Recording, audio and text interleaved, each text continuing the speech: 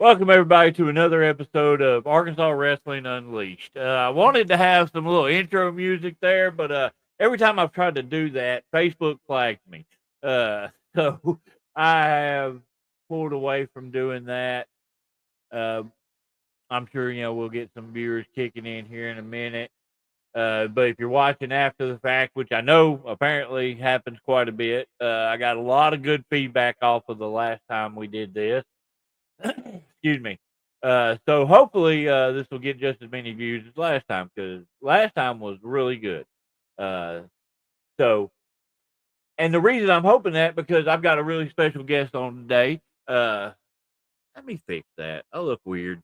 Uh, good friend of mine and a guy that I honestly have seen as I look at as the epitome of evolution of a character because this guy has been all over the place with stuff. Basically. Oh, okay, yeah, the comments are already pulling up. Cool, that's awesome. That works. Anyway, sorry. The guy that I've watched grow as a character tremendously, and trying to find his footing in wrestling, and has really made a name himself for himself already. Yeah, I'm stammering a lot because I'm hot and tired. But anyway, ladies and gentlemen, he goes by many names. I know him as Tyler. You might know him as Yonko or Mule or El Luchador Grande or something like that. What's going Bueno on, man, man? El Gringo Gordo, Bueno man Senior. I knew it was something like that. I couldn't remember off the top of my head. Yeah. But man, I appreciate you being on today. I feel like we're gonna have a lot of fun with this. Oh, thank you. I appreciate you for having me on here. And if I look like I'm spacing out for a second, that's just me checking stuff over here. That's Uh, fine. we're gonna just kind of piddle around for a second. Hopefully, we can get some viewership in here. Mm-hmm. Sometimes Facebook and YouTube takes a minute for things to click. Yeah. Let me The go algorithm to has to work. yeah, and a lot of times too, there. I think apparently there's several other live videos running right now. Yeah, I know OCL is doing one right now talking about their show from last Friday. Okay, yeah. So that does happen sometimes. I'm trying to, There's a non-zero chance Johnny Johnson is doing one. right, yeah. All right, let me get that posted up there. Which I always like watching his lives. I feel like I learn a lot Oh yeah. from listening to him ramble on. I don't have him on here, so I'm not. I don't know. We'll go with that. I'm getting the video shared, so. Yeah, I probably should do that as well. I shared it on the Yonko page. I'm not really sharing anything with the Mule page right now just because of kayfabe. Yeah, I got you. A little bit of changing up the setup. I really, and when I say that I've enjoyed watching your growth, man, I am 100% for real on that, dude. Like, Thank you. I appreciate it. yeah, you've done very well with evolving this character into something that you can make your own. But let's go ahead and get rolling on this. Arkansas wrestling has a lot more companies than I thought it did, and that's why I started doing this. Because I feel like there's a lot of Arkansas wrestlers that don't realize how much is actually out there if you want to stay within the state wrestling. So I wanted to make sure that I try to promote as much as possible. Now, given that if you do not see your stuff shared, it's either because I did not come across it on Facebook or you didn't send me the stuff. 100%. That's how it is. I have to be able to see it on Facebook, or you send me your information. So, like after the last one I did, I had a couple of promoters just start sending me their flyers to be able to put on here, and that made my job a lot easier on this. A lot easier. So. We're gonna roll in. You will see probably a few flyers that you saw last time because again, the shows haven't happened yet. There was quite a few shows on the 9th that we covered last time. So now we're moving on, starting at the 16th. And what I'm doing, I've also got these shows, flyers grouped together. So that way, like if like we're going to start off, I've got some flyers from TNR Wrestling. We're going to hit all of those and then, move on into different ones. So starting off, on the 16th, you got TNR New Dynasty up in Leechville. I have not worked for them, but I've heard they put on a pretty decent little show. After that, on September 20th, they're going to be back in Leechville for Full Force. I know they got a lot of young wrestlers on there that do a really good job. I personally worked with quite a few of them, and even these two old bald guys is on this flyer. I was about to say they're my favorite young wrestlers, Big C and Big D. All right, and then TNR rolls into November with Autumn Anarchy, and you can see right there Danny Dollar and Bruno is going to be there. That's awesome. I love Bruno. He is an awesome guy. Has a great way to promote the show and using him, because that dude is great. I love Bruno. I've worked on a multitude of shows with him, and he seems to like me. So. Yeah, he's been pretty nice whenever I've seen him. He's confused me and Austin O'Malley several times, because Austin was on a show with him one time. He's like, "Are you the clown?" It's like, no, it's the other fat bald guy. Yeah, but Austin be like, "Do I have a beard?" He can't grow a beard, I don't think. Oh, that's unfortunate. So. Bald and beardless. It's always rough for a fat man. All right. So also, I got the next one up here. MCW runs every Friday night. Sometimes they run Saturdays. I think they just had a show this last Saturday, but this upcoming Friday on the 15th, you got a show here, and they had several flyers out. This is just the one that I brought up. Hollywood versus C Money and Galen Ray. I know those two guys have been all over. But Osceola every Friday night up in Osceola, you got MCW. Now we're going to roll over to the other side of the state. Got a couple of shows here. You got Mutiny Wrestling Federation over in Benton. They're going to be in Bentonville on the 16th. Sky High. I see, dude, Malico. If you ain't never watched so him, cool. David, you will not believe how many other clown adjacent wrestlers that I've watched, generally to make sure that I don't do the same thing. Neighbor. Everything from him. I watched a lot of, watched a few videos of what's his name? El Loco, the late, I know he's dead now. He was a larger man, wore a latex clown mask, had a little baby doll. I think his name was El Loco. Man, I'm blanking on it, but I think I know who you're talking about. But yeah, definitely. If you really want, not even just clown wise, like psychology wise, if you want to see somebody that has great psychology, man, Malico is the guy, dude. Like, he is definitely somebody to watch. I know he too. Oh, dude, his promos are epic. So also on that side of the state, you got Classic Championship Wrestling, which recently purchased Diamond State Wrestling. So you see a good combination there. You've got a lot of the CCW guys, but then you see Xander Gold and Pineapple Jack. Kurt Castle. Kurt Castle's been working for CCW for a while, so he's been there. But man, that's a good call. Frankie Lee is over there, the guy to the side of Xander Gold. I've actually worked. Yeah, my neighbors are having fun, I guess. I personally worked with him at a show, and all good guy. And then Terry Pantera, the guy right in the middle there, really good guy too. I met him when I was first starting out and everything. So now, going on here, I've got another one here that kind of caught me off guard, because I thought they were primarily in Mississippi, but apparently Bayou Independent Wrestling is going to be in Fountain Hill, Arkansas. There was quite a few flyers for them. This is the closest one I found to just a standard flyer. Mhm. But man, they got Geo Savage is down there quite a bit. I love Huh. that guy. But yeah, if you're in the Fountain Hill area or you're trying to get booked with these guys, go check them out. Ray Fury, right there. That dude is phenomenal, phenomenal wrestler. Cigarette went out. Mm. We gotta get a little breaks here and there, to break up the monotony of me just talking. Right.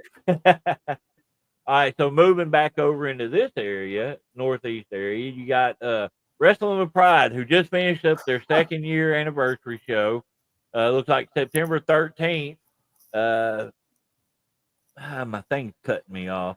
They're going to be in Paragould. Got the debut of Leon King, which I'm not exactly sure who that is. I assume it's the person in the middle that looks a lot like James Charles. I meant who he is outside of this fire, you pecker. But yeah, that's the only one I've seen so far with them. But then you've got a debuting show in Searcy, Fight for Glory, Searcy, Arkansas. Okay. Looks like August 23rd. They're going to be up. I showed this flyer last time. A lot of guys you see at Wrestling with Pride and TNR. Good. They do a lot of combination shows and all, but this one is the young man that's running it is trying to branch out on his own and trying to learn how to do stuff like that. We'll just go with that. What's up? Looks like Bruce is watching. Hey. Bruce, you're supposed to be enjoying the gathering, not worrying about what we're doing. Yeah, show somebody your butthole, Bruce. I don't get that. I've seen a lot of people say that. I'm confused on that. They were saying it at the float, from what I understand. And he has that pin of somebody's butthole that says, "Show me your butthole." So, gotcha. All right, we're gonna move around here. Now we got coming out of Forest City. We got Southern Extreme Wrestling. With all disrespect, September 13th over in Forest City. A lot of good talent on this show. Personally knows Cassandra Golden. You just had to experience it. Unfortunately, I tagged with Bruce, so I may have experienced it one too many times. Oh, that's TB. That's my beautiful baby boy. That's my beautiful baby boy. I love TB. Honestly, 100%. That Mosquito Fest show when he worked with Sanativa. Did I say his name right? Sanativa, yeah. Yeah, dude, I'm so proud of TB there, man. I know. So proud of him. He did so well. Went viral with the slide thing, man. I don't know if it was the slide or the ref slide at the end of it made it. But I refuse to give any sort of credit whatsoever to Sebastian Moon for anything, so I'm going to say the slide. Oh, really? Yeah. You like Sebastian? Fuck Sebastian. Fuck Sebastian. Fuck that guy. If you weren't aware, this is not a kid-friendly show. So, thanks for telling me. All right, so we're gonna move back over. We're all over the place on this. I've got them all spaced out, but we're back over on the western side of things. We got Lionheart Championship Wrestling, and this is a crazy one. This is Monday, August 18th. Two things: it's my wife's birthday, so we will not be attending this. Right, no. But also, too, this is in Dover. This is literally 10 miles down the road from my house. I know a lot of the guys on this show. Yeah, Sam Stackhouse will be there. Brandon Groom, Matthew DeLuna. I love that guy. Love that kid. Sabotage, who is a local guy. He is from this area. Glad to see him getting the spotlight on this show. I absolutely love that guy. Yeah. After that, what they have scheduled is in October 4th, Fallout Zone in Mulberry, Arkansas. Yeah, Phil, there is a lot of promotions. I've got roughly 33 flyers here. So, but yeah, they'll be back in Mulberry, which is their hometown where they normally are in October. Now we roll back into the Northeast side. One of the longer running shows on Saturdays is OCW. Mm-hmm. So this Saturday, they've got their King of OCW show. This is just one of the flyers I found. Looks like a 5-way ladder match. But every Saturday night, you can find OCW down there in Hoxie. And then the 23rd, they're bringing in Aaron Roberts, which is something I did not see happening. Aaron is all over the place, man. That dude is doing big things. He is, and I'm glad for him. I've met him a couple times. He's extremely nice. Dude, extremely nice. I actually, when I was running my show, I had him on mine a couple of times. Very awesome guy. Him and Zay are just a killer talent. Killer talent. Oh, excuse me. All right, so we're running back to the other side of the state. We've got Ozark Mountain Wrestling, formerly owned by Killer Nichols. I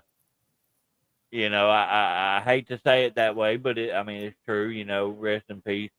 But his legacy lives on through Ozark Mountain Wrestling. You got Final Exam on September 6th over in Rogers, Arkansas. If you're in the area, man, they have got a loaded roster of people they use. I know Mike Anthony and Action Jackson are there quite a bit. And there's a lot of guys out of Texas and Oklahoma that work over there. Amazing people. Hold on, Greg Matthew, one of the Gladiator Champion Wrestling units. Oh yeah. DeLuna for Gladiator Championship Wrestling. That dude has won just about every title that Gladiator has to offer. He's a multiple-time heavyweight champion. They're United States champion. Multiple-time tag team champion with them. He's killing it over there. Yeah. Good for him. I've never met him. The most I know is that he has a finish called the Atomic Corn Dog. And I think that's very funny. I have taken that move. Basically it's an atomic drop, and when you pop up, it spins you around and gives you an atomic drop. Gets you right in the bunk hole. That knee goes right up in the old booty hole, and it is not fun. All right, so we're going to roll back up to Northeast Arkansas. Now, I thought I was done with TNR, but TNR is working with Southern Championship Wrestling for Fall Brawl, September 27th in Pocahontas. See a loaded card there. I see Phil was on here, commented a while ago. I see his picture on there. Big old nasty Phil, and I think I want to say that's Vinny as well. Yes, it is. He has a lot to do with Southern Championship Wrestling. Very good guy. I met him when we did the Ricky Rowland Memorial Show. Awesome guy. You got Josh Cross, K9s, Tim Hansen, Cody Hayes, all those guys. Yep. The Rob father. I don't like that guy. No, I'm just kidding. I like the name. Wait. I like his name. Dude, I see Cody Only up in that left-hand corner, too. But they need to update the picture. He's bald now. He has joined the Bald Brotherhood. All right, so let's roll down to Texarkana area for Hype and Glory Wrestling. This one I really like, and this is actually a Saturday show. Normally they run on Fridays, so I love seeing that they're on a Saturday. It gives me hope I might be able to get back down there someday and work for them. That's my boy. Oh, what's his name now? It's like Steve Remsen. He used to be Stonewall. Stonewall. I forgot what his working name is now. Stevon Remsen. Yeah, Stevon. I just call him Remy. I love that guy. The Ring Bully. The Ring Bully. He is. And then you got Mox. I think that's Mox Mosley, the guy with the guitar, and then the Evil Twins are the tag champs. Good show. Everything I've seen. The guy that runs it, I feel like does a phenomenal job. He's doing something different because a lot of the guys you see on this show, you will not see anywhere else in Arkansas. Yeah. A lot of them are out of Texas. Some are from South Arkansas, but man, they do a killer job. They really do. I worked for Darby once or twice. Really love the way he puts things together, man. Now we're going to roll up into the Little Rock area. We got TAC Wrestling, Fat Man Forever. I don't know what to think about that because that's definitely going to be one hell of a card. That's what it's going. I've seen the card. I know who all's wrestling there. It's going to be a hell of a card. I was originally going to work that show when it was on the 13th, but it got moved to the 6th, and that's the A-State Arkansas game, and I couldn't miss that because my lovely wife bought tickets, and since she bought tickets, I wasn't going to go. Hey, honey, I'm going to have to not do it for wrestling. That money you just wasted it. I'm not doing that. I love my wife too much. Right, I understand. I did see, a few flyers on this. They got Gary and Tier versus Ole Emerson, which, man, that's one I want to watch. Mm-hmm. I definitely want to watch. I seen Fiona and Reza going 1-on-1. You're going to hear from Grayson Beckett, the TAC champion right now. Yeah. I mean, you see there, got Herzog, K. Toomer, Avion Gray, West Warren. I mean, dude, it's a loaded card. Every TAC card is loaded. It is. That's why I can't even get on them sometimes. So, and I know most of those guys very well. Well, I do know that a certain creepy clown is going to be coming to TAC very soon. That's awesome. I love hearing that. I'm hoping we can get back on there here pretty soon. There's a reason why, but I'm not going to put that out there, But I'm looking forward to getting back up there. I love Vino's. I love the spot. The crowd there is second to none. Dude, you could freaking put somebody in a pinky toe hold, and they'll be like, "Yeah, rip his toe off." Yeah. I mean, they're just phenomenal. Usually, I go there and I get the crowd because I talk about fucking people's dads. Like, it's great. Dude, I saw the clip. I did see that clip, and I laughed so hard. That was. There's been a few viral moments that popped there. Yeah, I remember the Coke Hogan incident. The Coke spot. That Coke spot that had millions stolen from all of these. I personally feel, that Kane, whenever all those Kane gimmicks were going around. Yeah. How they have cocaine. Yeah. I personally, for no reason whatsoever, I feel like if without that cocaine spot at TAC, we wouldn't have cocaine. Dude, that's a valid point, man. Yeah. I'm pretty sure nothing really to do with it, but in my heart of hearts, that's what I'm going to believe. All right, so now we're going to roll into the Mountain Pine area for South Central Wrestling. They had several flyers out, but this is the one I picked. Billy the Kid and Sebastian Envy. But it looks like August 23rd, Mountain Pine, Arkansas, South Central Wrestling. Another pretty good show. If you get a chance, I mean, definitely, worth working. Definitely worth going to see. Yep, I debuted there. That's when I had my. That's right. That's right. Yeah. And we'll talk about that here in a little bit. Once we get through the flyers, we'll go into more of your details and stuff. Okay. Right here we got Harvest Havoc from Haybarn Championship Wrestling down in Prescott, Arkansas. Fred, don't talk. Fred, you can't type that. Facebook will flag you. Yeah. You can't use that word. Yeah, Fred, it sounds like you're telling him to do it. You're telling him to do it. But no, Haybarn, man, they got the venue that they use. I'm not sure what it actually is now. If it's like a civic center or an armory or something like that. But man, they've got a killer place. I was hoping for an actual barn, but no, it's actually because the guys that started it ran Haybarn Diesel. It's a mechanic shop. It's last names Hayes and Barn, I think. Okay. I believe that's correct. Greg, yeah, we hadn't got to that yet. We got you, man. This Sunday, you've got NSR, August 17th. Where the hell is this again? Little Rock, North Little Rock, yeah. And you never know. Some crazy psycho might actually even show up to this. Oh, I know a certain clown is popping up, and this show is. With this show, it's more than just the wrestling. You got live music. It's technically a birthday party, and all the proceeds go to families who were directly impacted by ICE. Yeah. I'm glad you put that out there because I wasn't exactly sure what all the deal was. Yeah, you know, her Gotcha. president's personal Gestapo. But it's for a good cause. It's for a good Yeah. cause. That's the most political I'm going to get tonight. Not to worry, not Yeah. to worry. Yeah. All right, so let's roll back over to the western side. We've got Tornado Pro Wrestling, October 11th in Fort Smith, Arkansas, which I believe is their second show that they're running. It's a new upstart company. I know there will be a certain set of monsters at this show. Okay. So, if you're up in the Fort Smith area, October 11th, come check it out. We're going to have a lot of fun.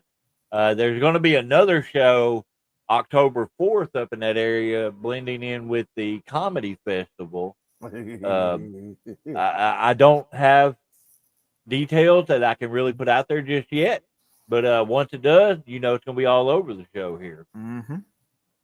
All right, so now we've got Wild Card Wrestling up in Paragould, September 5th. They're going to be up in that area. I know they're typically up in that area, but apparently, from what I saw earlier today, which I did not get to download the thing, but their schedule, they're going to be all over Northeast Arkansas coming up. Run around Jonesboro, Paragould, all of that. Yeah. So I hope it works out. I've not personally worked for them, so I can't really say much about it because I don't know. But apparently, they put on a decent show. Now we'll get to the one, Greg, that you were talking about. GCW Fall Brawl. This is in Greenwood. This ain't the one he was talking about. I didn't see the other one, the Fort Smith one you were talking about. But this is in Greenwood, Arkansas. Fall Brawl, September 6th. If you're in the area, make sure you go check it out.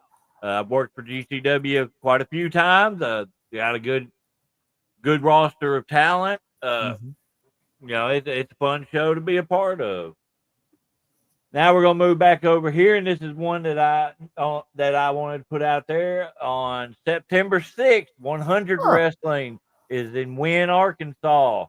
Yet again, a certain set of monsters are going to be a part of this show. But you see there, you got Alan Steele, you got Aaron Roberts, Tootie Lynn, and Bruno, who will also be doing a wrestling seminar from 2 to 4 p.m. $30 to get you a spot, talking about refs, managers, psychology, and path to WWE. So if you have the opportunity, definitely take advantage of that. I'm hoping I can be able to get there in time to do it. I think I'm working that during that day. I'm pretty sure 901 has a show. Yeah. Well, and then, okay. On the 6th. Okay, anyway. That's also the same day TAC is running. Oh, in that case, no, I don't have a show. I'm going to be at a football game. Yeah, so. All right, so now we're going to get down to these final groupings. All Pro Wrestling, typically their main base is out of Marianna, Arkansas, but they do travel quite a bit. And, this last Saturday. Yeah, I talked about that show on the previous one, Greg. But yeah, I got you. All right, so APW, so they were one of the ones that really wanted me to put out their information. So I've got multiple flyers for them coming up. You muted yourself. Okay. I was making sure you knew that. Yeah, don't worry. Yeah, I'm used to Fred. Yeah, no. I was letting my wife know something. Oh, okay. All right, so we're going to start out right here. APW, September 25th. We're Marvel, Arkansas. They're going to be over there, Tri-County Fair. So that's definitely something to check out. If you miss them then this is one, unless you're already on a show, you should be a part of. October 4th, the Smitty. I know I will not be able to attend, unfortunately, but man, look at that card they got there. And you got Ricky Morton right in front. I mean, you got, JPJ, Kerry Morton, Buck Skinner, Mm-hmm. Nix, Ahmad. That dude is phenomenal. You got Geo Savage. I mean, William Blackwell. Dude, so many great wrestlers. William and Ahmad are booked for a match there. Dude, that's going to be a technical masterpiece. Oh, I bet. Rolling next, you got October 11th, the very next weekend. This is going to be in Marietta, Georgia. Georgia? Where the fuck did I get Georgia? Marietta, Arkansas. I believe this is going to be. This is going to be at the Lee High School. They always have a stacked card with this show. And then looks like 2 weeks later, APW on the 25th of October will be in Forest City. Free with admission to the fair, another fair show. So you definitely got to go check them out. And then finally, November 29th. That's my birthday. You got Marietta, Arkansas again. Looks like the Earl Frank Arena. That's their primary location where they do their training and everything like that. And the reason I bring up that is because they are also that day going to be doing a free pro wrestling workshop. Basically, you get to come in and learn from multiple different people that have done all sorts of things all over the South. It looks like a 4-hour camp. I heard the one they did last year was a great success. A few of the young guys that attended this started getting booked on that show. So definitely worth the shot. Definitely worth checking into. I'm looking at my schedule to see, because I'll be honest with you, I know who's doing majority of it, and if I don't have anything already set up, I may be attending that myself. Yep, I'm probably going to be there. Learning. Like a good solid 8 out of 10. I'm going to be there. Yeah, Jason. Yeah, that I remember at the APW show, the Smitty last year. That was a fun time. That's the first time I got to work the Twins as well. So, but I got one flyer left, and it's not Arkansas wrestling, but it is an Arkansas wrestler that I'm extremely proud of. I've been watching this guy here recently just really start to make his mark and really put himself out there. Buddy Badcock is getting a tryout for CZW Tournament Death. Now, Buddy has become the premier deathmatch wrestler in Arkansas. And getting a spot, if he gets a spot on CZW, dude, that right there will legitimize what he's doing. He's going to pop off. He's going to pop off. I'm so now here's the kicker. He's got to go all the way to Delaware to do this. Yeah. So you see on the, let me get rid of this little banner real quick. Yeah, because it's on the bottom there. You see his Venmo, and then I guess that's just Cash App afterwards. Yeah, the Venmo's cut off. Yeah, I think 29. He put it on the post itself, but it's 29 is the last one. But yeah, if you want to sponsor him or help him out or anything like that, I know it would be greatly appreciated. Because this guy's worked his ass off to do what he's doing. He has. I will have him on a future show coming up. We've already discussed it. We haven't set an actual date yet. But looks like now we can get into the nitty gritty on this. We have went through every show that we can think of, and if you're just now tuning in, go back and watch it afterwards.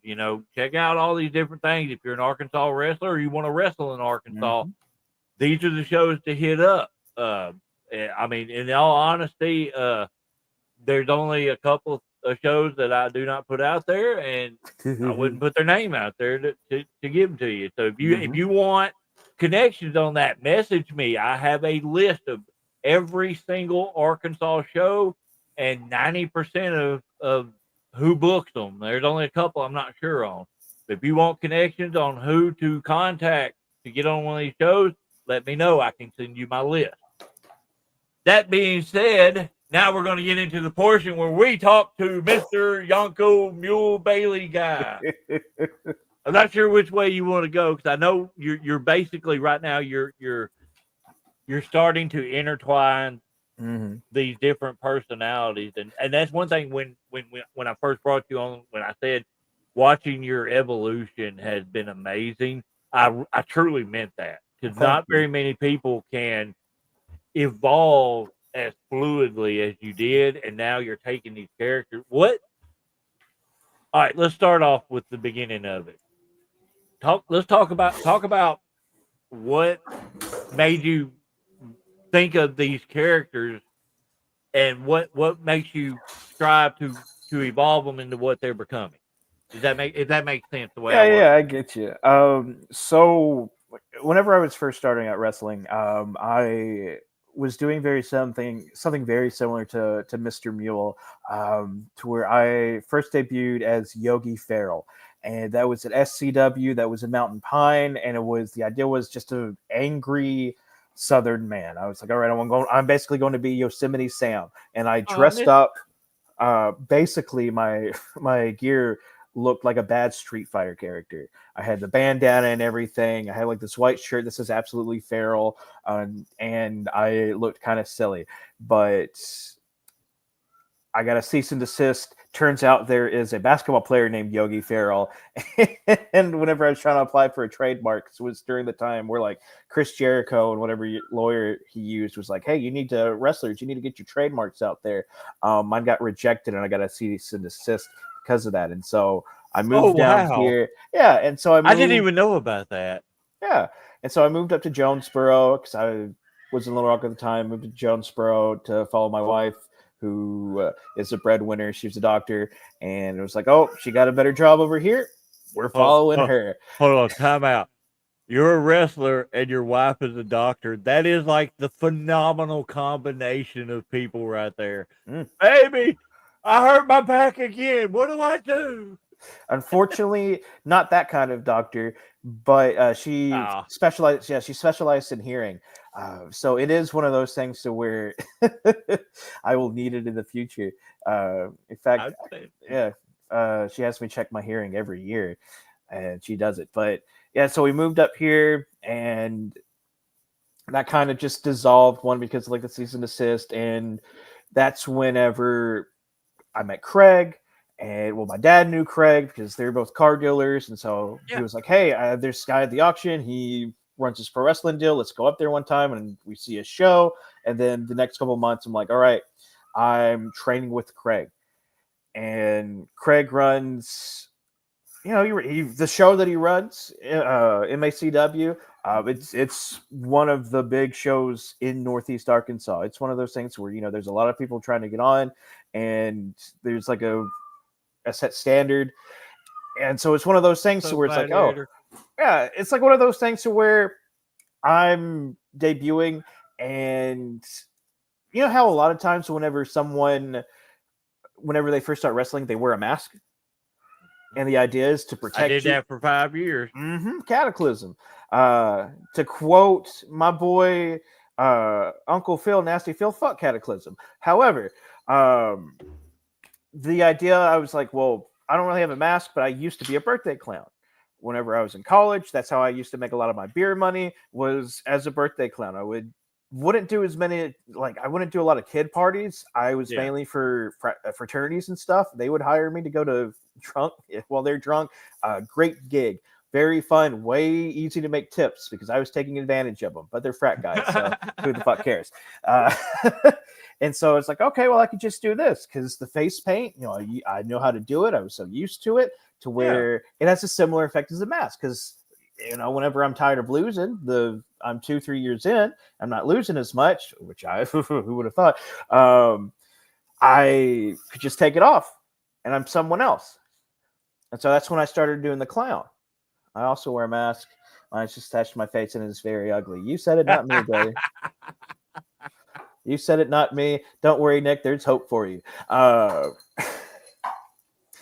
It's called What's a up, plastic. Gladiator? Hey, Gladiator, make sure you go check it out. We talked about y'all some on here Yeah. earlier.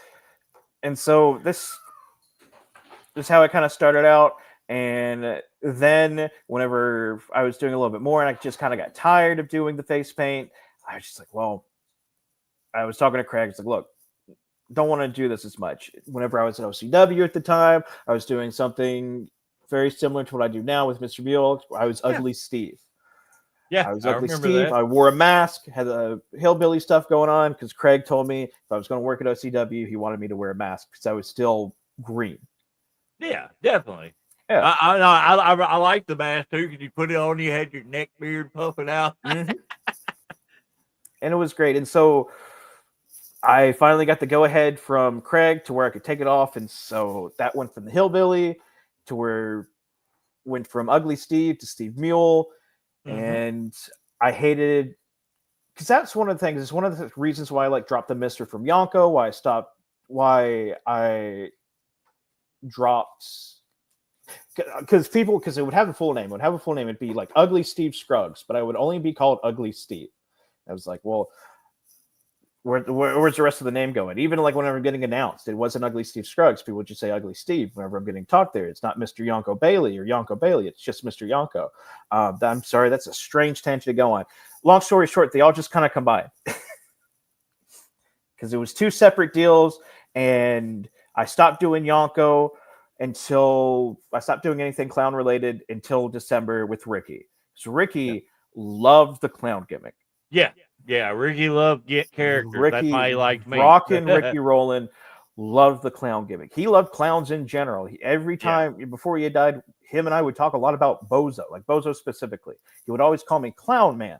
And whenever he died, I was like, I kind of want to go back to the clown and stuff. And that's how Mr. Mule came about, to where I was combining it two. That was the combination to where it's like, oh, I'll do kind of both. I'll work this very similar, and I'll wear lighter face paint. And to where, because I was wearing a lot less face paint as Mr. Mule. It was inspired by what's called an Auguste clown, to where all the makeup's just kind of around the eyes and around the mouth. Because a lot of times, whenever you think of a clown, it's all the white face paint and everything, but the vast majority of clowns don't have all that. It's usually just around the eyes and stuff. So I was like, okay, honestly, I think the reason a lot of people attribute the white face paint for clowns is it. Yeah, Pennywise. That's where a lot of the fear from clowns stem, specifically like Pennywise. Oh, thanks. And that's Bruce's boy, Caden. Yeah, Caden. It's the nicest thing I think he's ever said to me. Yeah, you don't get very many compliments out of that guy. Yeah, and so I was like, all right, this is kind of what I want to do. However, it wouldn't get booked. Nobody wanted to book Mr. Mule the Clown. I think the only person that would book it was Walker. Love him. My boy Walker 13, Clayton Wheeler, love him. He is my boy. He is one of my biggest supporters. And I owe a lot to him. I'm mad at him. We were supposed to have a tables match, and he canceled on me. I've never got to work with Walker. I've got to work with him a few times. It's great. I've been around him majority of the time. Like when I first got into it, like after my first year, I started traveling. I went down. This is my Walker story, which is funny for me. But I went down to EPW, and that was the first time where I met Walker. Him and Andy Mack were kind of walking through some stuff that they were wanting to work on during the match, and I kind of, I might not be the biggest guy, but I work like a big guy. So I was kind of like, hey, well, what if you did this? Well, years later, he commented on something about how I helped out a green kid at a show and this, that, and the other. I was like, Walker, you've been doing this longer than me. I'm just old. So that's my fun Walker story. I love that guy, though. I really love him. And so nobody wanted to book Mr. Mule the Clown. And so it's like, well, shit, I'm just going back to the hillbilly stuff. That's what bookers are wanting, but I'm keeping the name. And so it went from Moonshine Mangler Mr. Mule to just Mangler Mr. Mule. And then one day, Bobby Ford, he sends me a text message, and he's like, hey, we're doing the show with 901. It's carnival themed. Can you do the clown? And I was like, yeah, of course. And then he's like, can you do it creepy? Can you do creepy clown? I was like, I don't really know. I've never done it before. Generally, like regular clowns and creepy clowns kind of have like this historical kind of feud beef. It's a whole deal. Regular clowns are like, you're ruining our jobs. You're making kids afraid of clowns. And creepy clowns are like, I'm just trying to exist, bro. And so I was like, sure. And then July happens, and Walker's running the show, and we do it. He has me booked because originally, like, the main event was going to be me and Walker, but then we get some more people added on, and so it turns into the main event of me and the Merc Chris Evans, who is also a very phenomenal wrestler. We're wrestling Walker and Kevin Bliss, who is 901's heavyweight champ. And so the thing is, though, the creepy Yonko popped the fuck off to where the promo that I cut for it, I'm having people sending me messages like, why don't you do this all the time? Why aren't you just always Yonko? The video of me doing like my entrance comes out to where I think Daniel Lopez, he's a great fan. He records damn near everything that he goes to. And he doesn't have a car. He rides all across Memphis on his bike. Shout out to him. Shout out to Daniel. He's rode his bike to Hoxie before. That's crazy. That is crazy. There is something wrong with him. It was the Halloween show when we did that weird ass ladder match. Mm-hmm. He rode his bike to Hoxie to see it. Yeah, and so he recorded like my entrance, and that got like 10,000 views, and it just kind of popped up from there. I'm getting messages from people that were like, I specifically want to wrestle Yonko. And so I'm having several companies. They're like, hey, we want to get you booked for Yonko because our guy wants to wrestle you. I was like, okay, well, we're doing that. And now it's like, well, I do Yonko more. I want to get booked as Yonko more. And the way that him and Mule are kind of combined, because, I'm already wrestling places as Mule, but I'm the same person. I'm very obviously the same person. I have tattoos. And I wrestle shirtless. Yeah. Which, by the way, I think more fat guys should be doing, but that's a different story. And so, some places are like, well, this is obviously Mr. Mule, but he's acting like it's a different person. Or with Tuckerman, personality, man. Yeah, that's what they go for. And with Tuckerman, we have this kind of story going on because the last show I was at, TB's my tag partner, and we wrestled the Outbreak. Yeah. The Outbreak, formerly the Twins of Salem. Currently, they're at the Gathering. Yeah. They're wrestling around JCW. Guys. Phenomenal guys. Great wrestlers. They have a great way to look at wrestling. Great people. Exactly. The way that they talked to whenever TB and I were setting up this match with them, the way that they talked about setting up the match, specifically as moments, changed how I look about wrestling and how I structure my matches. Jackson. So I was thinking about if this is okay with you, that's Jackson to a T.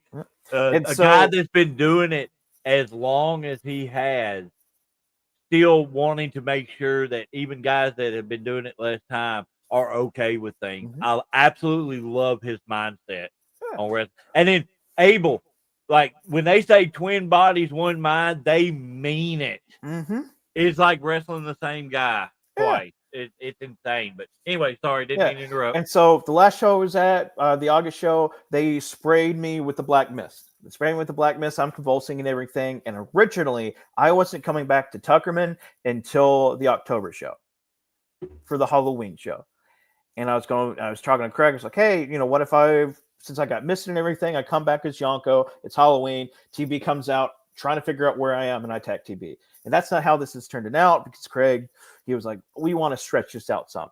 Now, since everything with TAC got moved around to where I'm not booked on the 13th, I'm going to be there at September, and TV and I are going to do some more stuff. The last show, I wasn't at the August show. I was at the July show because the August show just happened. I was there. Yeah. The August show that just happened, TB, as far as I'm aware, TB went out, cut a promo saying, hey, where's I can't find Mule.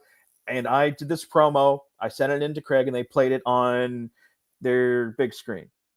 And it's basically just me as Mule in a dark room going, hey, where are you? I don't know where I'm at. And then Yonko's face appears to the side. He turns around and he blows out the candle that I had lit. Awesome. And then you just hear a blood-curdling yell. It was scary enough. I showed it to my wife, and it scared her. That's awesome. That's what I was going to ask you is being Yonko, how does that affect the tag team?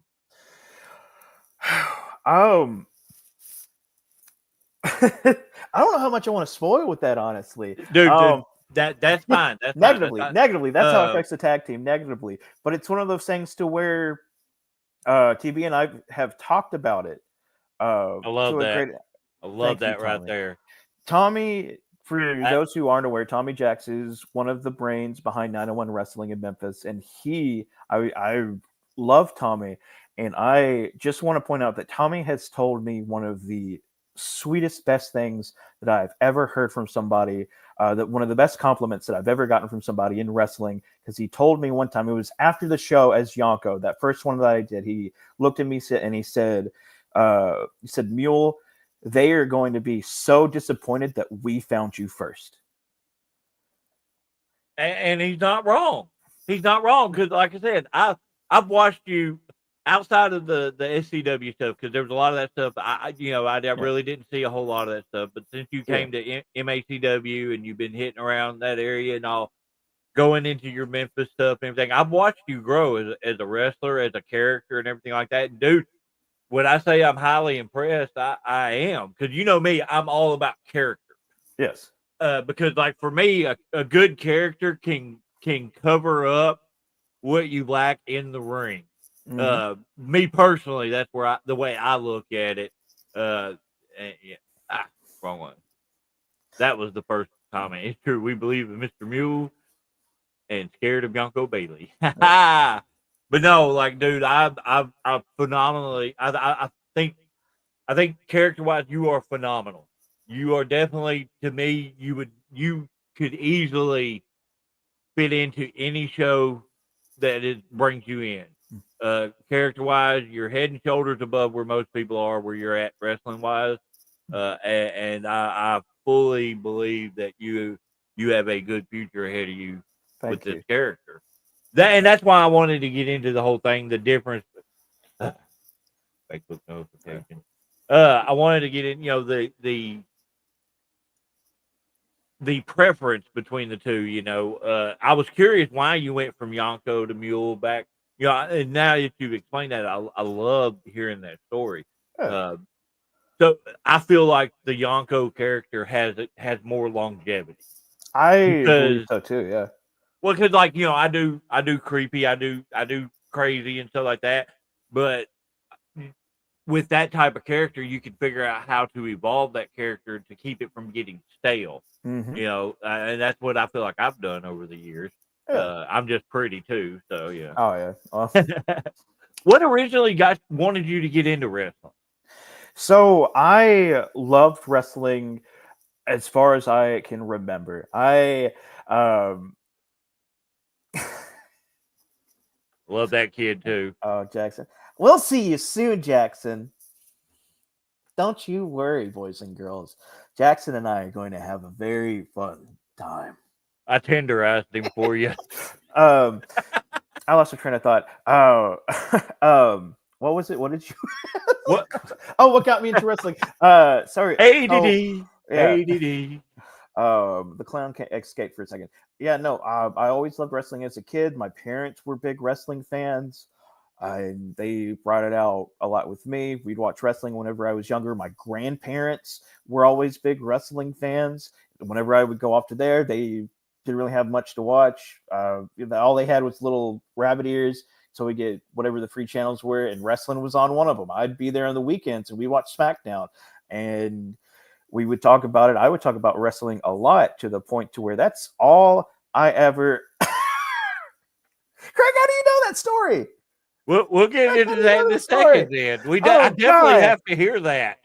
I definitely have to hear that. Oh, damn it, Tony! My dad, I guess my dad told you that story, huh, Craig? But yeah, so I always loved it as a kid, to the point to where I was banned from talking about it, like in general. My parents would, I would talk about it because I'm just young autistic kid who has a hyperfixation, to where that's all I want to talk about. And nobody around me cared about wrestling at all. Maybe a little bit, but not to the far extent. And so it was to the point to where it was making it difficult for me to socialize because that's all I wanted to talk about.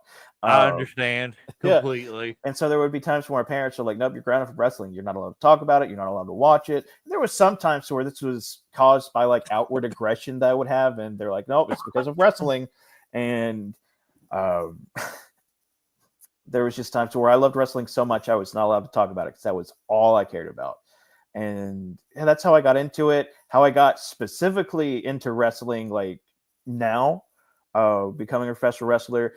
My wife and I were living in Little Rock, and it had been so long since I've watched wrestling just in general. Post COVID, and it was the 2021. I want to say the 2021 or 2022 Royal Rumble. So Royal Rumble was my favorite match as a kid. It's still my favorite match. I love Rumbles. I don't as much like wrestling in them because they're hard to make good. But although 901 had a really good one, but they're so hard to do as a performer. But to watch, I loved them. I loved them as a kid so much. Whenever I was playing the games, a lot of times I would have a Royal Rumble loaded up on like SmackDown versus Raw. It was just the computers, and I would watch the computers. And so we're watching this, and the Royal Rumble, I don't know if you remember it, but it was dog shit. It was so awful. And this is the first time my wife is ever watching wrestling either. And she's like, I don't get it. Why do they keep saying Seth freaking Rollins? I remember that specifically was one of her complaints because it's so dumb. I'm thinking the same thing. It's like, baby girl, I don't know how to tell you this. This is bad. I picked a bad one for you for this to be your first time watching. But while I'm watching this, I'm thinking, I can do this. I can do this. I always wanted to be a wrestler as a kid. Whenever I was a kid, small child, that was the only thing I wanted to be whenever I was growing up. That's the only job I ever wanted. Whenever I was 18, that's the only thing I wanted to do. But I remember my dad kind of having a conversation with me. He sits me down and it's like, son, we're going to have to be realistic. You're fat, out of shape, and you don't seem to have any ambition on changing that. So you're not going to be a wrestler. So stop saying it, pick something, actually find something that you can be. And like, he was right. He was right. I'm just, because I've always been, barring like 1 or 2 years as an adult where I lost a whole bunch of weight, I've always been fat. I wasn't even playing football then. I was in band. But I was watching this and I was like, hold on. Dad, you don't see how bad these guys are out there. I can do this. And so I remember looking up on my phone. I just Googled and it was like wrestling schools near me. And I found one in Little Rock. And that wasn't going to work because I was only going to be in Little Rock for like 3 months. And I had it set up to where I was going to train with Craig after those 3 months. But still, that's 3 months. And so they weren't going to work out because they wanted like the full $3,000. And they also were like, we can't really teach you anything in 3 months. But if we do, we're wanting the $3,000. This is normally like a year deal that is paid over, but yeah, I get it. You're going to have to pay the full thing regardless. And so I found a different one. I found Antonio Reyes, El Rey. He runs SCW, and his deal popped up on Facebook. I call him, and I just started training with him. Drove an hour to train in his garage with Helvet Troll, Adam Shepard, and the ring announcer for TAC, Mean Dean Harrison. Oh, I didn't know Mean Dean started there. He did. Originally, we were going to be a tag team. Oh, really? Yeah, I know that. Yeah, I knew him for years before wrestling because we used to play competitive Smash Brothers together. And so, and him and I were always big wrestling buddies, and we talk about it. And it got to the point to where he was riding up. He would drive to my apartment. He would hop up in my Mustang, and we would commute there every Saturday and most Tuesday nights. I get that because there's a couple of the guys that I helped train that used to drive to my house. I have a ring that I built because I work at a metal factory. I have a ring that I built in my backyard. and that's where we trained. And I'll tell you right now, if you can bump in my ring, you can bump in any ring. Well, And that's where like a lot of the guys that I helped train, that's where several of them started. Yeah, I So didn't bump in a ring until after my first month. Oh, really? Yeah, because Antonio, he had a ring, but it hadn't been set up for God knows how long. Oh, yeah. So we were just in his garage. He had a mat, you know, an 1.5 inch thick mat that like gymnasts use on the concrete, and he had it set up to where it's half the width of the ring, and that's where we bumped. And then at the end of the month, right there. Yep. And then at the end of the month, we would take the ring, the actual ring. We would take it to the Mountain Pine High School. We set it up, and then we got ring time before the show. Once a month. All right. So before we move into anything else, I got to hear this story. I've got to hear this. All right. So, like many professional wrestlers, I used to be a backyard wrestler. Whenever I want to say in junior high, me and a couple buddies, we had set up a backyard wrestling deal. We called it ATW Wrestling with an R. Arkansas. Is that where Sleazy got his? No, he knows nothing about this. I have not told anybody this story at all. My dad knows, so I'm pretty sure that's the only reason why Craig knows. And so we were very tame for backyard wrestling, like just in general. Like we're on a trampoline. We're not taking any bumps outside. We're not hitting really each other with chairs or going through tables. It was just really shitty wrestling that a lot of times I would have to edit to where it's just us hitting moves together. And we would cut promos and stuff. I had about like 3 or 4 different characters. The only ones I really remember is being like Havoc, which was just a shitty mask that I got from Halloween.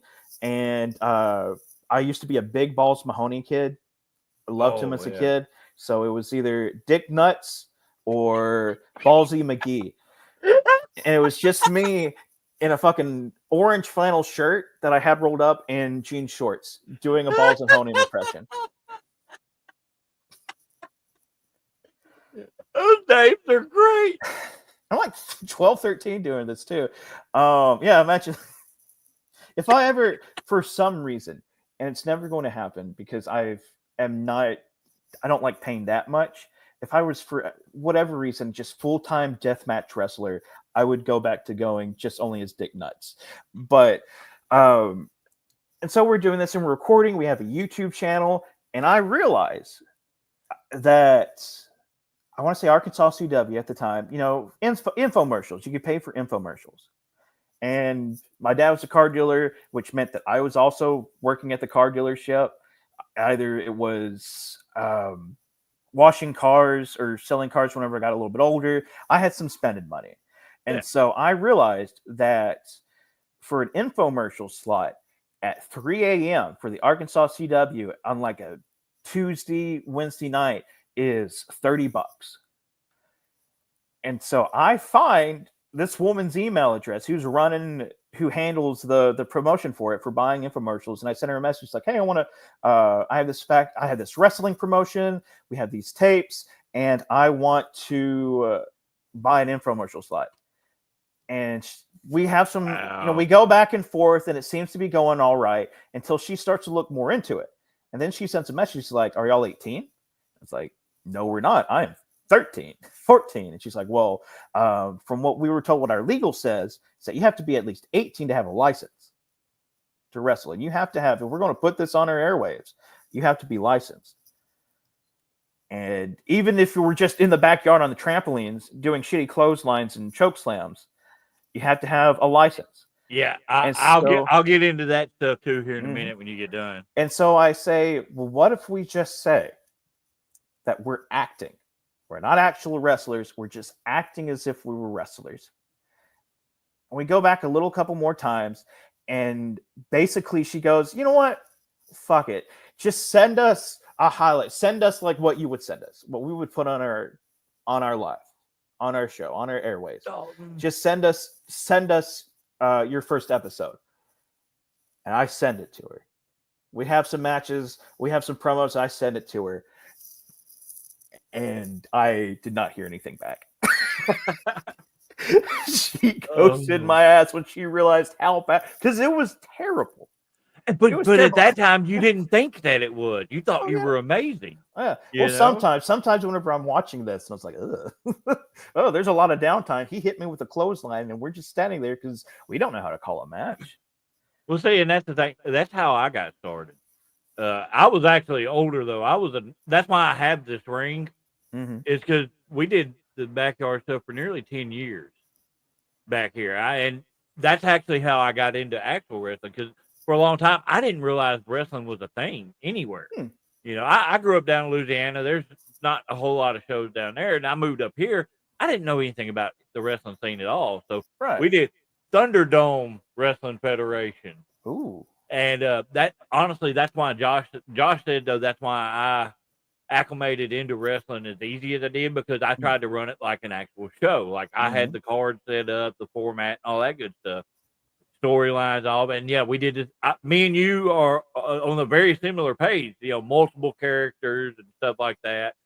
We thought we were amazing, and I go back and look at this stuff, and I'm just like, wow, that was crap. I can't even go back and look on it, because whenever I was in high school or at the end of junior high, some of the older kids found it and they were laughing. They're like, "Hey, Tyler, is this you?"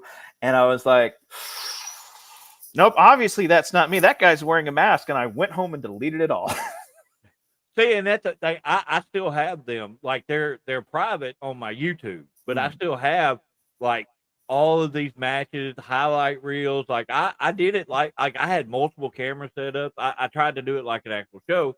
Yeah. And then that's actually how I got into it, because one of the guys that did it with us worked with Josh Cross.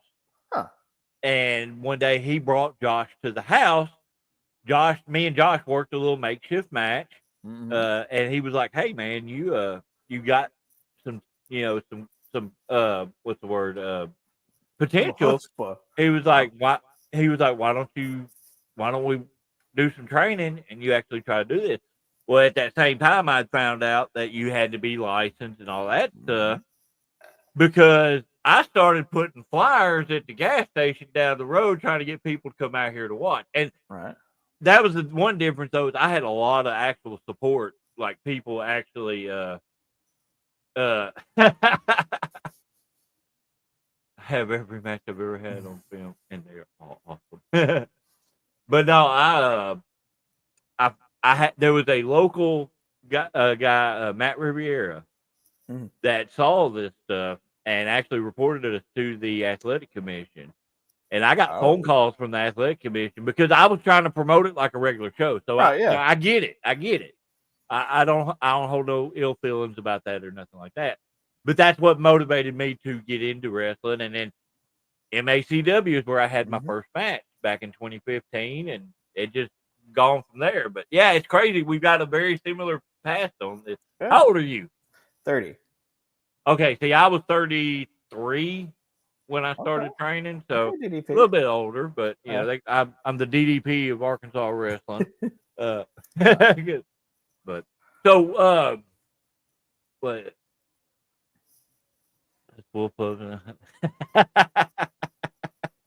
that's great. So overall, since you've been wrestling let's go. It's going to be a 2-layer deal. Okay. Big show wise, like WWE, you know, the bigger names and stuff like that. Who have been your biggest influences for wrestling? It shouldn't come to a lot of surprise that Mick Foley is one of my biggest inspirations just in general. He was he was my favorite wrestler growing up as a kid, especially after Chris Benoit, you know, turned into a fucking monster. Growing up as a kid, I loved Benoit because he reminded me of my uncle. Because he was just, you know, an ugly, like a short, ugly, balding man. And hey, Unc, how's it going? And so after he became a monster, and it took me 2 years to understand that he, you know, committed a murder-suicide, I was in denial. I understand, you know what, not making that joke, but I understand. I was a kid. Didn't really understand what was going on until I eventually realized. It was like, you know who I really love? Mick Foley, because Yeah. he is a very creative man, has all these gimmicks, shoves socks down people's throats, and most importantly, he was fat. So I was a fat kid growing up, still a fat guy now, and I was like, I see myself in this Mick Foley fella. And whenever we were doing the backyard wrestling, I started doing a fucking mandible claw, getting the sock and everything, ripping that off, and it's like, oh yeah, we're doing that. And so, Mick Foley has been a major inspiration. Thank you, Tommy. You're so sweet. Goldust. Goldust was also a big, one of my big favorites as a kid. Couldn't really talk about him as much with like the guys though, because of how. Yeah, if you didn't watch wrestling, you didn't get it. Even then, if you did watch wrestling and you're just with the guys and you're like, oh, my favorite is Goldust, the golden homosexual bitey man, and they were going to call you some homophobic slurs. Oh Lord! And so him, just any of like the eccentric. Growing up, I wasn't really much of like Edge, Randy Orton. I didn't really care. But you give me Mankind. I love Dusty Rhodes again because he was fat. Well, it kind of sounds like a lot like, again, we are on a similar. Hey, thank you, Mac. Oh, that's my wife commenting. But no, we're on a similar, like we have a similar path here because like I can tell, like I was always drawn to more character driven wrestlers, and that definitely sounds like that's what you're going for. Like Blue for like Meanie. I love Blue Meanie, but like for me, like Undertaker, Mankind, Papa Shango, even, more recently Bray Wyatt, those type of characters. I love a character, a good character. Oh, I loved Bray Wyatt as a teenager. Whenever I can't say that because I was not a teenager. Yeah, no. Whenever he was active and everything, I loved Bray Wyatt. Loved Daniel Bryan Danielson, one of the two. And so I just, those are the kind of guys that I like, and those are who I was inspired by. Also, one of my favorites as a kid, Curry Man, Shark Boy, specifically Stone Cold Shark Boy. I love Curry Man more than Christopher Daniels. Oh, dude, it was so much personality in that character. So much personality. Oh yeah, and so oh, go ahead. And those inspire, like that's whenever I started wrestling, because they always say all the time whenever somebody's first training, they have ideas for gimmicks, and a lot of times you want to be like, slow the fuck down, kid, because these gimmicks aren't going to work. Which is something I got to have that talk by a man named Carl Mayhem, who was also there for a lot of the training sessions with El Rey. And so, because I had this stuff, it's like, oh, I'm going to dress up like this penguin guy, and I'm going to be King Penguin, or I'm going to be this caveman called Ungar, or my favorite is Wild Turkey P. Henson, who wore this mask that was basically like a kind of turkey mask, half turkey, half man, with this giant bulging cartoon eye from the side. And he was a second generation wrestler who was the son of the gobbledygooker, who had a chip on his shoulder because his father wasn't given the respect he deserved. Is that right there? That's a shoot. Now, for real, I have sketches. I made all of these sketches for the costumes and stuff. I'll send them to you later. Definitely. I would, whenever I was working, teaching speech in Little Rock, instead of doing my job, I was doing these sketches. So I was really worried about this wrestling deal. But and there's Banana Man. Yeah, we haven't talked about the Bananimal yet. That's later on. Oh, so the Bananimal. So whenever I went to practice, for a bit, I quit teaching because the kids almost killed me. And I went back into grad school. And so I was doing athletic training. And there was a time to where I was thinking, I might lose my Saturdays and my Fridays because I'm going to have to be at games, but I still want to wrestle. And so what the Bananimal was and I feel like I can say this because they're not around anymore. You know that was AWE? Yeah. Cersei? Yeah. The show's quality wasn't necessarily the greatest. I've been there several times. So Yeah. I And know. so it was one of those things where I was thinking, I don't know if I want to have, Mule and Yonko. I don't want to have this associated with that. And so I came up with the Bananimal, which was my take on like George Steele. This giant Okay. kind of like monster, blah, blah, blah. So originally, whenever like one of the first gimmicks that came up was being a caveman. And so I kind of wanted to play into that. And the Bananimal was me putting on face paint, and I was basically a banana themed like George Steele. That's great. And Oh, Lord. I think Peter Van was going to manage me. Wow. Pete and I had talked about it a little bit. So we talked about your inspiration on a major level. What about on a local level? Who locally or like that you've worked around with and stuff like that? Who's been your bigger inspiration on a local level? One of my biggest inspirations for me, and especially because I haven't gotten to talk about him that much so far, despite how much influence he has had in my wrestling career, is Norman Meklikoff.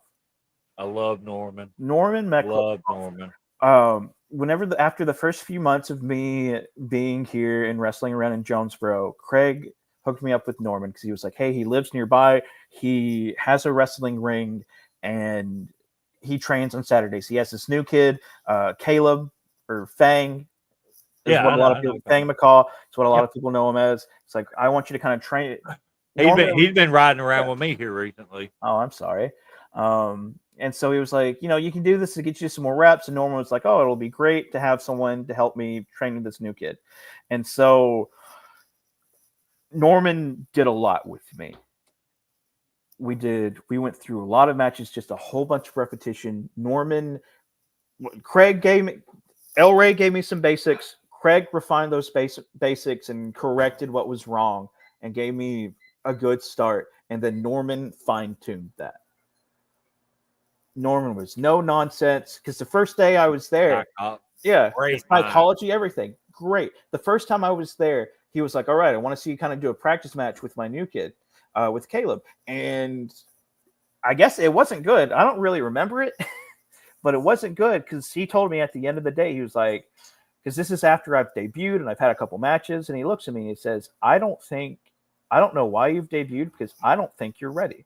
I don't think you're ready to be going around having matches. And he was correct. But that lit a fire into me because I didn't get sad and go, oh, he said I'm shit. He says that he thinks that I'm bad. I was like, oh, I'm going to prove you wrong. And so I went there every weekend, every Saturday morning, and went there. A lot of times I was about 10 minutes late, but I was there. I stayed as long as I could. And day in and out, he helped craft me into the wrestler that I am. He is my biggest inspiration. I worked very similar to him. Very simple, a lot of strikes, and a lot of character work. See, that's when I first started, like one of my first 5 or 10 matches, somewhere in that first little area, I got to work with him, and I'm sitting there, I'm trying to think of all this stuff, and he goes, don't worry, kid, just do this, and then we'll do this, and that's good enough. Mm-hmm. Keep it simple. And I've honestly, that's honestly a mentality that I've had the entire time I've wrestled. It's like, hey, I can do a lot of cool stuff. I just don't have to. But when I do pull it out, it's neat. Yeah. And so I cannot understate how much help Norman has been to my wrestling career and to my ability in ring. That's awesome, man. I'm glad I love hearing, people giving credit where credit's due. Because like I said, I've known Norman since I started, and I always thought he was a phenomenal guy. I always really enjoyed his matches, and to hear that side of things, because I never got to work with him like that. That I love hearing that because Norman deserves a lot more credit than what he's given. Especially if you look at what you've done. If he's the reason why you are who you are, then he deserves that credit. Yeah, and Craig. You're damn good, man. Him and Craig. Thank you. Him and Craig. You're stiff as shit, but I've loosened up a lot. I have loosened up a lot. I'm just messing with you.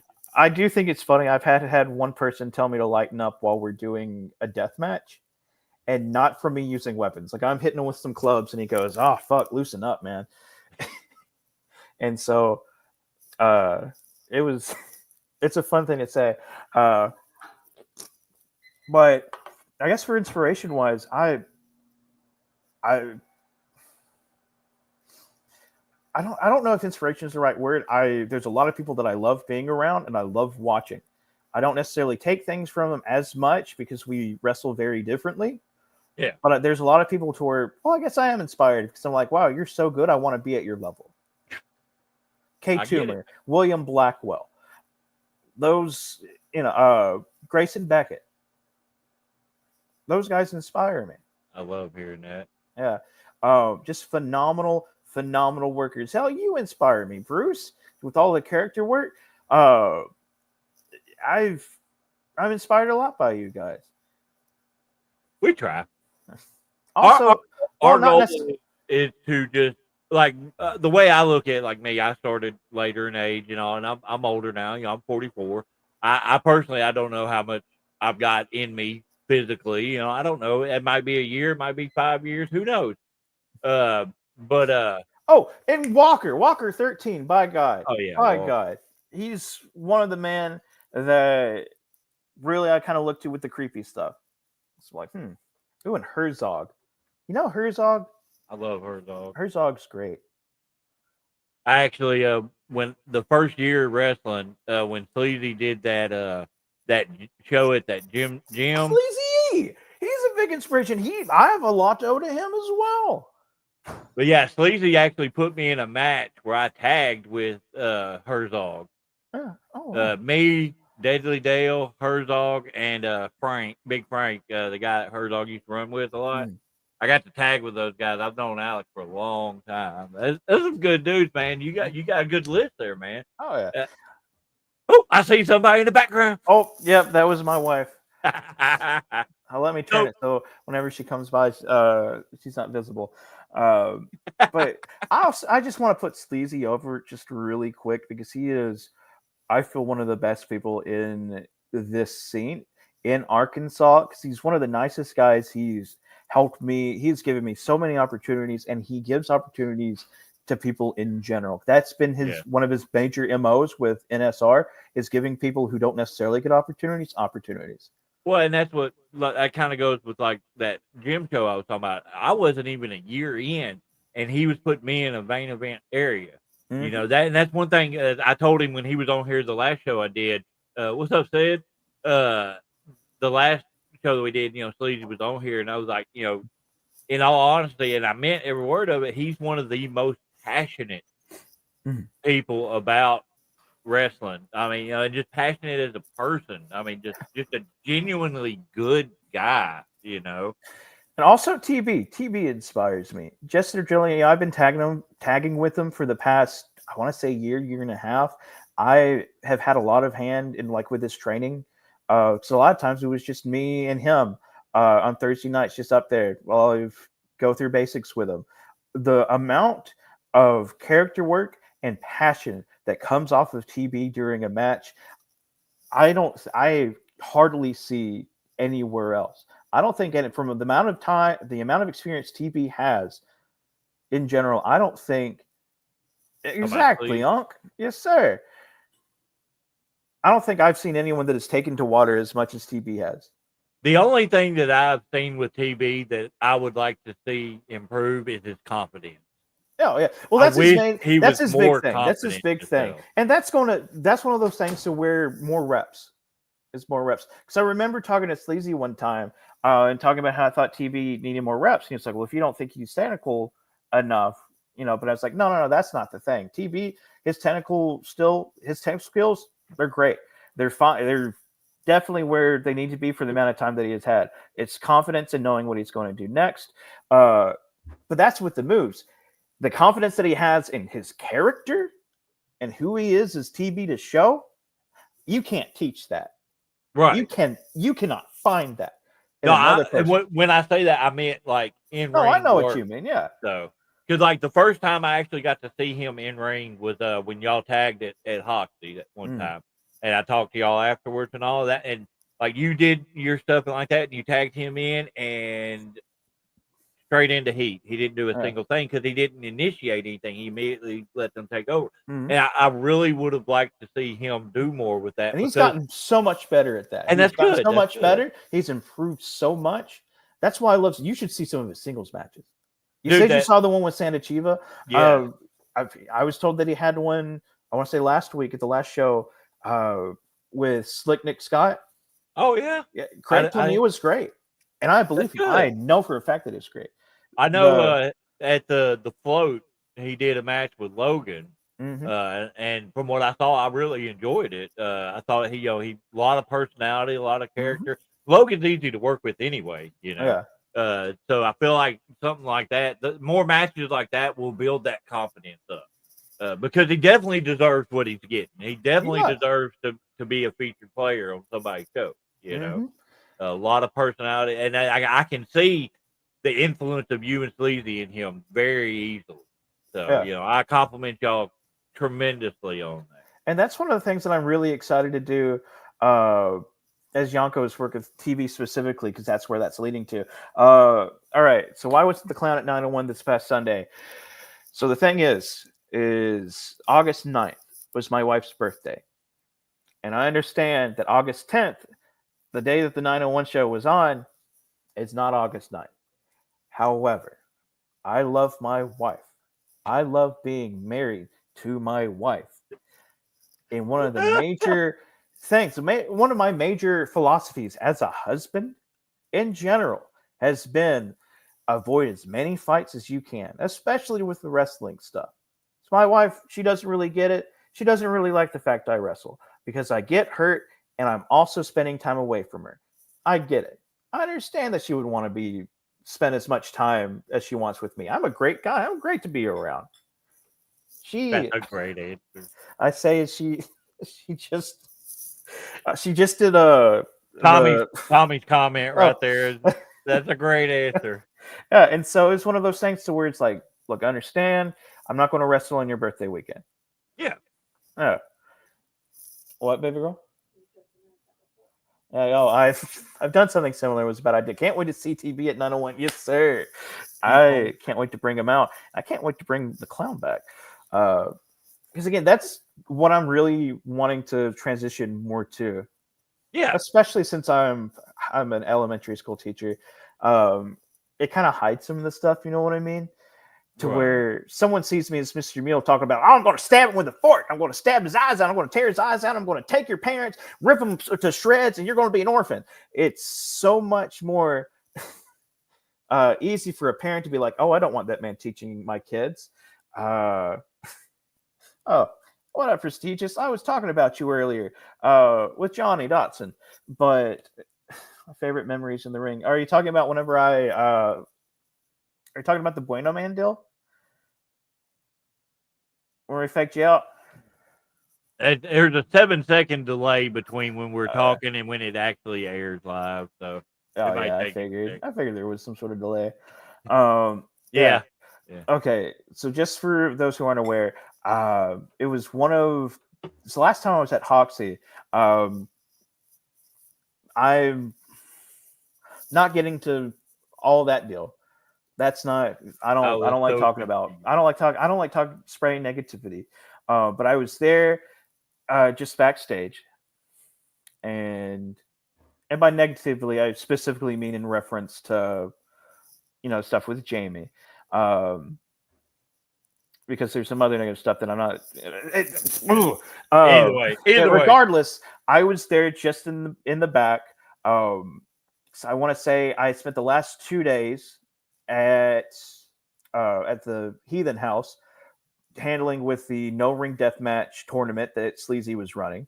And then the next day I was kind of like, I'm really tired and I'm getting home at 1:00. How about I just kind of do OCW and just go backstage, just watch a match, because Fang was there and Matt was wrestling. Matt Vanbrook, he was wrestling. Loved that kid. He's going to be something. Yes. He is going to be something as long as he keeps with it. And so I wanted to watch him wrestle and I wanted to watch Fang. And I feel, again, it's one of those things where I've helped Fang so much with like his training and being a part of it. I don't know, just being a part of his. I feel he's like not a son, like a little brother is sometimes how I I feel, get at it. least with gauging his progress. Yeah. And so I wanted to see his match. And Prestigious Pearson, he was doing some deal to where they didn't know who he was going to wrestle. Like he had this first match, he beat somebody, calls somebody out. He calls somebody out, and they just had question marks written for his actual opponent. And I'm just backstage bullshitting, and they're like, "Hey, you got your mask on you?" And I was like, "Yeah, I always keep Bueno Man in my car." Which Bueno Man was my luchador gimmick from the Yeah. brief time I just wanted to be a luchador and be a face, and that got over really well. But regardless, but yeah, and so they're like, "Just go. We're just going to tell him that you're wrestling him." And it's going to turn out he's wrestling Jackie, JPG, but we're going to surprise him with it. And so I put on my Bueno Man stuff and I start calling the match with him. I was like, all right, we're going to do this. We're just going to call it out there, but let's get this opening sequence started because I do some lucha stuff. I do some lucha stuff. Even though I'm a fat man, I do fat man lucha shit. It's great. It's very fun to watch. Yes, But it is. everybody loves to see a fat man do a running crossbody. That's the most athletically impressive thing that I can do. But my fat ass gets out in the air. But so we come out, we have it set up. I'm coming out to this mariachi version of Cody Rhodes' theme. And I just come out, walk up, and he's expecting me to come in there. I look around and I just turn my happy ass back around and walk backstage. And then Jackie comes out. JPG comes out. Preston flips his shit because he wasn't expecting it. And they have a match. And we, exactly. Fat guys are always cool. I want to see more fat guy wrestlers. Personally, I want to see more fat guy wrestlers. I want to see more fat guys, more men slapping meat. We need more hosses. I see everybody talking like, "Oh, you got to be ripped. You got to have the six pack and everything." This is a visual business, probably. But you know what was always selling out all of those arenas? Big pudgy men.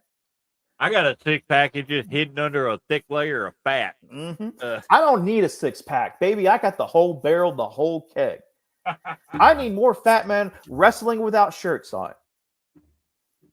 Going all bare chested, all titties out. Show those people your meat. And honestly, wait, hold on. I don't like how I said that. But also, just as a general thing, just as a general suggestion for a lot of big guy wrestlers, something that I see, my biggest suggestion, especially if you're working shirtless, Pearson, you're probably going to get one, especially if we keep doing no ring stuff. My biggest suggestion for fat men is to get you some high-waisted pants to wrestle in, because that gives you such a big silhouette, and you don't look as fat in them. Well, I remember when I started Tico Murdoch. I think that's his name. Maybe. He was wrestling MACW, and he had the regular trunks, but they were the high-waisted trunks. Mm-hmm. I remember saying that. I think William Blackwell's been doing that recently as well. Yeah, because it's one of those things to where, because a lot of the ways that you look like schlubby and fat is because you have that disconnect in your silhouette from your stomach to your crotch, to where it makes that kind of little B. But if you eliminate that with high-waisted stuff, you look more intimidating. You look like a unit. That's why I wear a fucking singlet monster. under singlet, So, you've been doing this for a few years now, and all. What would you say has been the highlight of your career so far? Yeah, I throw them out there out of left field. So. Oh yeah, well, that's one of those things I feel like someone should always know. Oh yeah, of course you got to know how to work, baby. I'm not trying to be a proponent of, I'm 400 pounds. I'm walk and get gassed 30 seconds in because you can't actually fucking work. No, you got to learn how to work. KT's had matches with guys that are like that. That's why he makes that statement. I know exactly who he's talking about. I remember being there one time. I thought Timmer was going to slap the shit out of the guy because he only one time. Well, we were in Mountain Pine. The guy was They had a Oh, match. That's I know that Tumor's. You story. know what? That's Tumor's story to tell. But oh, yeah. Um, oh goodness, what was I saying? Um, Pearson, we're probably going to work. Oh, my favorite match. My Well, highlight. your favorite Yeah, moment, match, I think. any of that in general. I mean, honestly, one of the biggest highlights of getting to work TAC, getting to work Memphis. 'Cause, Memphis has well. First off, TAC. Whenever they first popped up, I always wanted to be a part because I saw these crowds and I was like, "Oh, this is so fucking cool! I want to be a part of it." And now I get to be a part of it with Memphis. That was always one of the biggest goals. Whenever I started with Tuckerman, because I was like, "Oh, Memphis is a step up," and now I'm working in Memphis. We're working at Minglewood Hall. Uh, so those have been some pretty big milestones. But I want to say so far the highlight has been getting to tag with Eugene. I remember that. Yeah. I forgot about that. Yep. Really cool guy. He was there and he was tired as fuck, and I don't blame him. But huh? Dude, Thank you, Kay. you're making an impact. You really are. Thanks, thanks. I mean, I was just happy to be a part of it. The people really like the see. That's why I'm trying to do more Yonko stuff. Is because people will see the clown and that's a striking figure. It's memorable. It's memorable, and the fact I'm actually creepy because there's so many people who do a similar gimmick and they're just like, I'm crazy, and they laugh and they use it as an excuse to laugh around and don't sell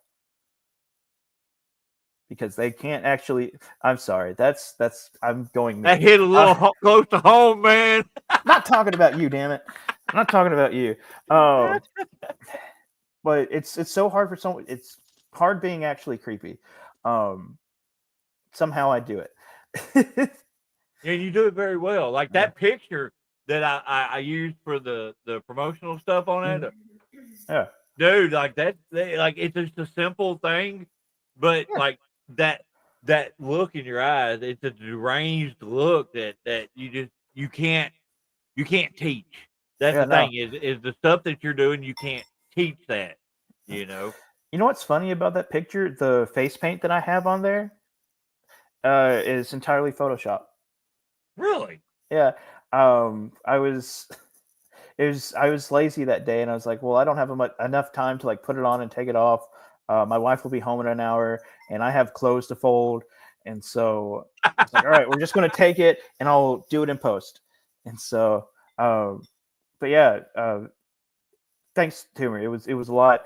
I was glad to be a part of it. I really was. Yeah, tumor shows are always fun to be there.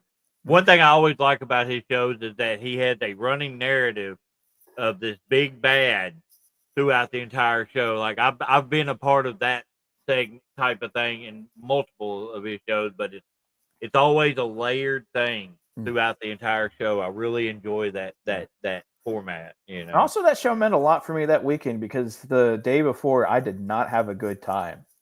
Oh, really? Yeah, we talked about this, and I'm not going to get into it just because again, a lot of it was my fault, and it was just a bad night. It was a bad night, and the day after that Sunday, really reaffirmed to me what I was doing. Oh, What I I did as a understand wrestler. completely. Like me personally, like it was a confidence boost. You know, Mm-hmm. to be trusted, like for what he did with me. You know, to be trusted to be in that position. Multiple times for him. You know it's always a big working KT shows are always a big confidence boost for me personally, at least, because I think he puts on a great event. You know, Yeah. I'm looking forward to the next one. Mm-hmm. And he's one of the best. I trust. Whatever Kay says, I trust. How he feels on things, what he thinks works, I trust a lot because he is a traveled motherfucker. Yep. Uh, Yep. Also, since I did, yeah, prestigious fee, yes, I will be there on the 17th. Yonko will be there on the 17th, and Well, I guess I can mention this because it's going to be in about a week. But as far as I know, a certain little pretty boy who puts a little X on his face with all these dreadlocks and everything, uh, looking like a sexy Seth Rollins, is going to get down with the clown. At least that's Well, from what I've heard. well, and like I said, I may be there. I may not be working, but I may be there. You know, even just to support. You know, so what the hell? I'm scared of clowns, man. But no, I think that's going to be a pretty good show. I did one of Sleazy's first no ring shows. Mhm. Worked Logan Maverick. Uh, Enjoyed it. I mean, for me, the no ring shows like my style. It kind of somewhat limits me a little bit, but I Yeah, think that's why I like doing it though because it pushed me out of my comfort zone. it does. Whenever I was first kind of doing one, the first one, because I did one with TB, we did like the whole cousin versus cousin deal. Iron sharpens iron. We're having this family fights and we're just trying to make each other better. We did that. And I Yeah, didn't feel very confident in how it went because this is so different. That was like my first death match adjacent anything. We didn't really even go very hard. Definitely not as far as I went with Buddy Badcock. oh yeah, I was there for that one. That scared off people. And I went to a Ren Fair show the day after that. But regardless, so we did that. I didn't feel good about it. I was like, I don't know if this is really my stuff. And then I remember at the No Ring Death Match tournament Sleazy was doing, he had me and TB. We worked Grayson Beckett and Tyler Fox. Also, Tyler Fox, I didn't get a chance to shout him out. Love that kid. He's Yeah, great. Um, and so he we worked them like I worked Grayson, he worked Tyler, and then we wound up doing the main event to where we did a tag match. And I going up there, I wasn't wanting to do one at all. I was like, I'm just here to help. I'm not doing a match. And then Sleazy's like, oh, we're doing a match. I was like, you know what? I'll do it for tonight, especially knowing who I'm working. And then after that, I was like, all right, I'm done. I'm done. Never again. Especially the night after kind of submitted it for me because they have the tournament and everything. And someone had to call out or someone couldn't make it. And so this guy named Bootleg Dave, really cool guy. I yeah. love him to death. He's everybody's been drinking and everything, and I don't know if you don't know this about me. I don't do anything. I don't drink. I don't smoke. Um, Mainly because I get drug tested and I can't Me handle neither. alcohol. Yeah, I am a sad person when I drink, and so I was like, I'm an yeah. emotional drinker as well, so I get So it. yeah, and so everyone's having a good time. They're buzzing and everything, and Bootleg comes to me. It's like, hey, um, my guy's not coming. So they told me you would do this match. I was told that you would do this match, and I was like, no, I don't want to. And it's like, I was told you wouldn't say no. It's like, don't know who told you that. And so at first we talk about it, it's like, well, I got this Nacho Libre mask in my car. Because I was like, you know what, I'll do it, but I'll just do it as a squash. I'll do a 30-minute squash. But he's like, I don't want to squash you. You were here last night and you're somebody. I don't want to squash you. And he's like, well, wait, I got this Nacho Libre mask. And it's like, all right, we're going to do the squash match. But then he was like, all right, so we're going to do this and how we're going to blade. And it's like, buddy, it's 30-second squash match. And then he's like, also, I'm wearing a mask. How am I going to blade? He's like, man, I just don't want to do this as a 30-second deal. And then I was like, man, I don't want to do it. And then he was like, oh, it's cool. It's cool. It's like, I know I'll find somebody who can. TB's better at these than I am. And so I go to get TB. TB can't do it. He was having some fun. He was not mentally able to. He was in a tent having a very fun time. And so he was zooted. He was gone. And so then I'm talking to Sleazy, and he's like, you don't want to do it? And I was like, no, not really. It's like, then you're not doing it.